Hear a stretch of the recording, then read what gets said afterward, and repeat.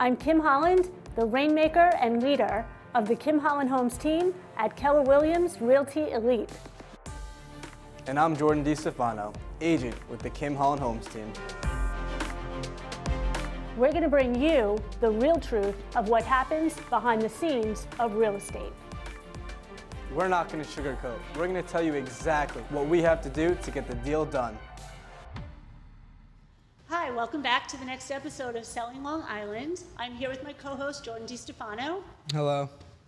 And today we're going to be talking a little bit about showing up for the job that you have to do as agents. Yeah, so I feel like in the real estate industry, a lot of people make excuses, and the success rate's very low, and I think it's even getting lower, a lot of people are saying.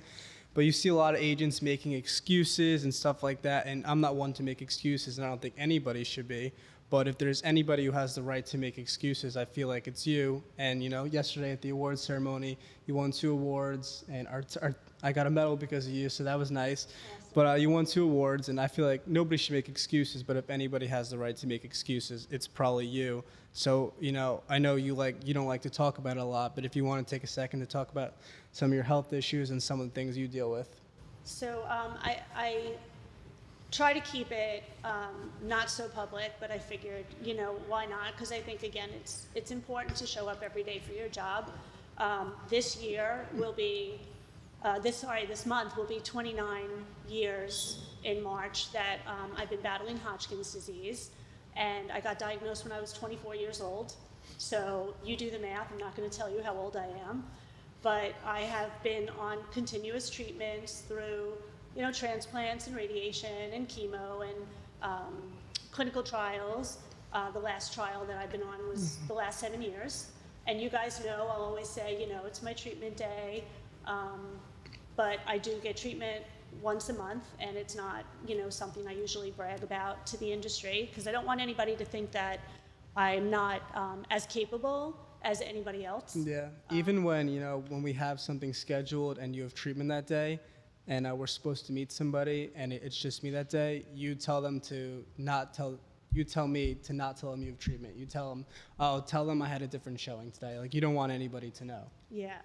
Because I don't want I just don't want anybody to think that I can't do my job. Yeah. And I've gone from the operating table many times to a showing, or, treatment to a showing if I had no choice. And by the operating table, I mean that, every 2.5 to 3 months, I also have like a minor surgical procedure that I have to get done due to, a stent that I have.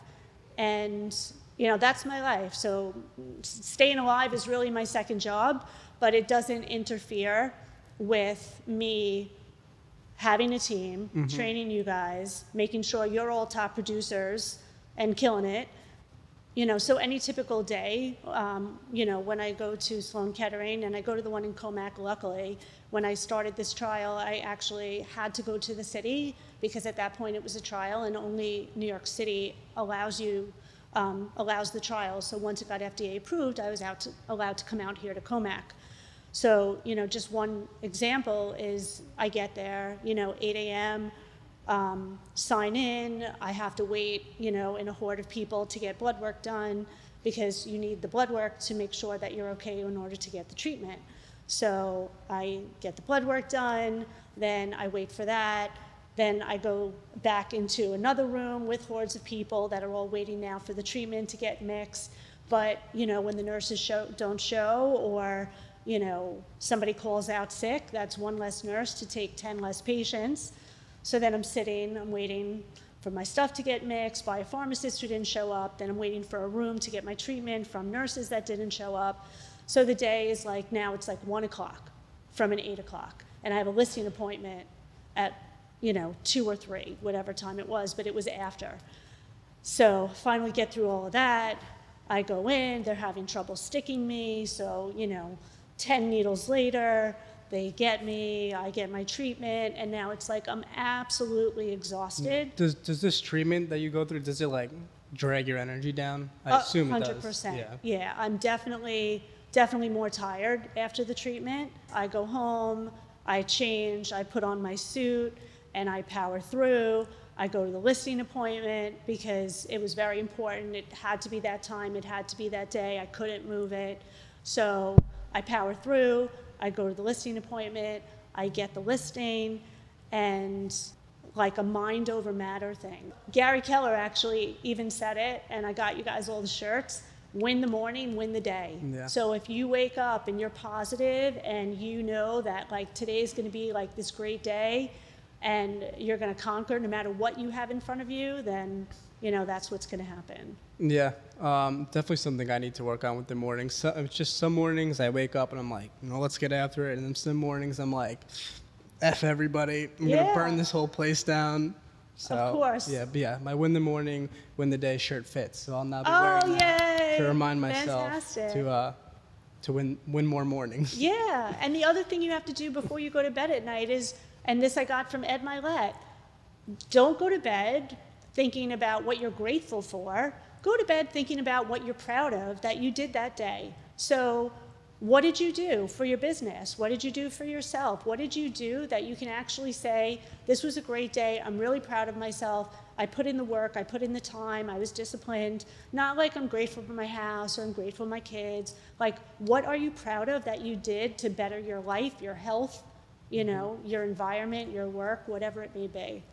Absolutely. So I don't really think that, you know, anyone out there, whatever obstacle you're trying to overcome, you know, addiction or family problems or kids or whatever, like there's always a way to battle through it. Yeah, and I feel like in this industry, you know, the thing is most agents don't make it, and you know, not only are you making it, you're thriving. You won 2 awards yesterday. How are you kind of like not letting your health issues interfere? Because you know, most agents don't make it. Not only are you making it, you know, you're thriving. You're a top producer. Like, how do you not let your health issues interfere with your business? Well, you know, I have the once a month treatment, and I make sure that day I just try to go to treatment and come home. And even when I come home, I'm not going to lie, I'm on my computer, I'm scrubbing leads, you know, I'm still working, but I set that one day aside where, you know, I don't leave my house. And then, you know, I just have to show up.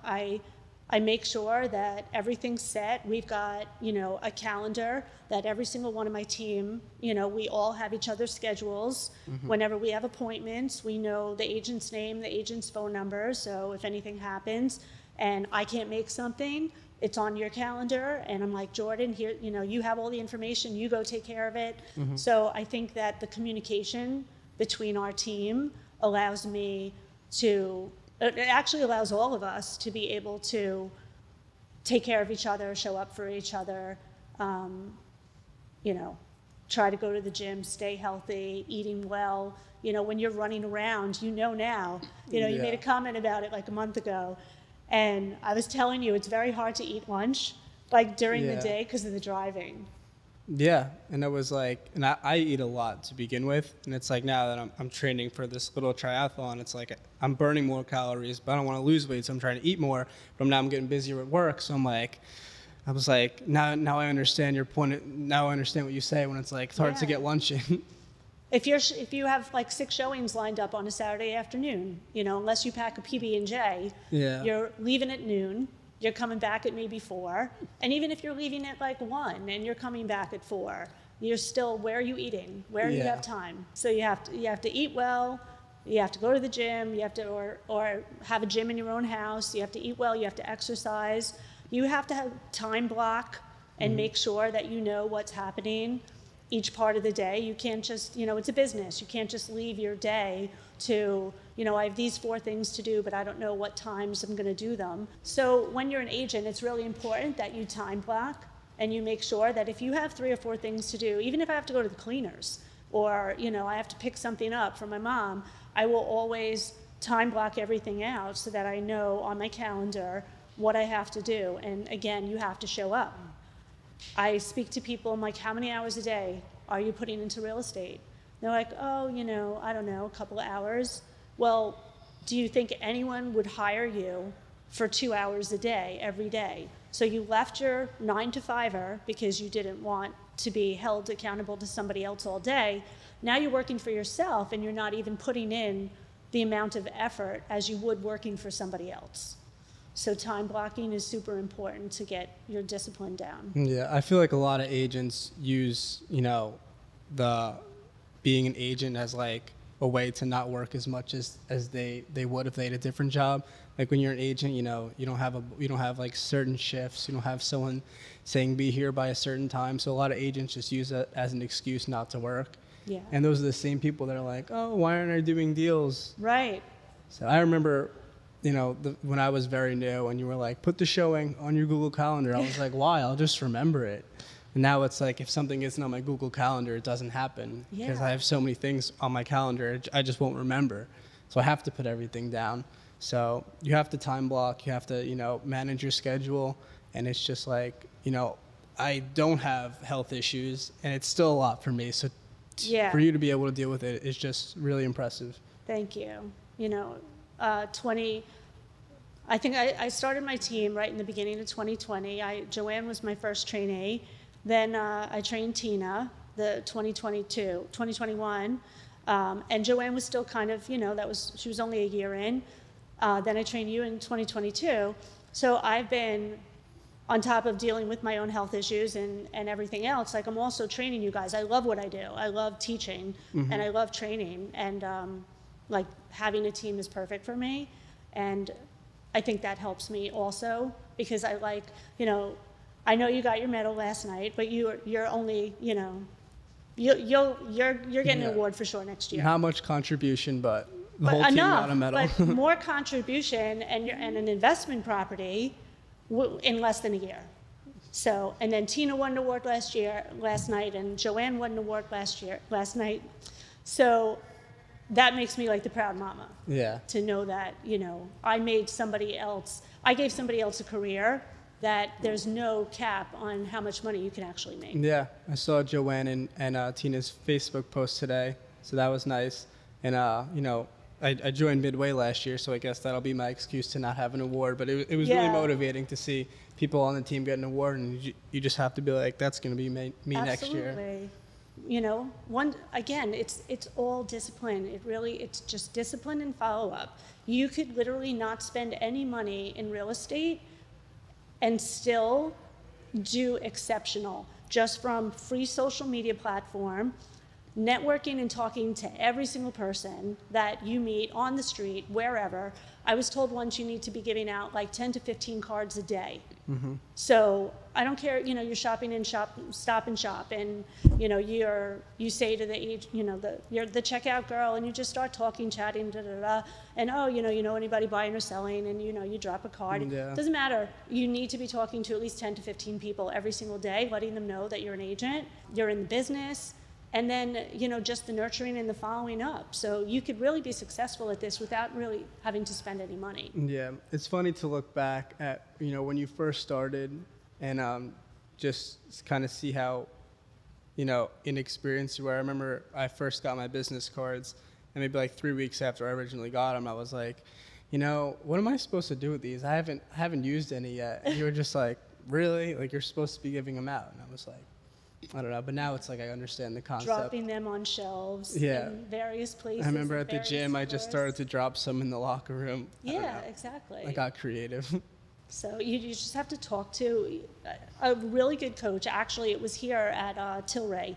They put on the Entrepreneur Conference about, I guess it was 2 or 3 years ago, maybe. Mm-hmm. And it was absolutely amazing. And I started getting coached by one of the coaches. And one thing that resonates with me forever is that you don't need money to be successful. You need people. And if you have the people, you will get the money. So it's really all about, your network base. Absolutely. And so now it's out there. So if anybody has any questions about how to, manage 2 different aspects of your life, feel free to email me, text me, reach out to me for sure, and maybe I can give you some tips on how I'm managing my health while I'm managing a successful business with a fantastic team. So thank you for joining us on this episode of Selling Long Island. Thank you.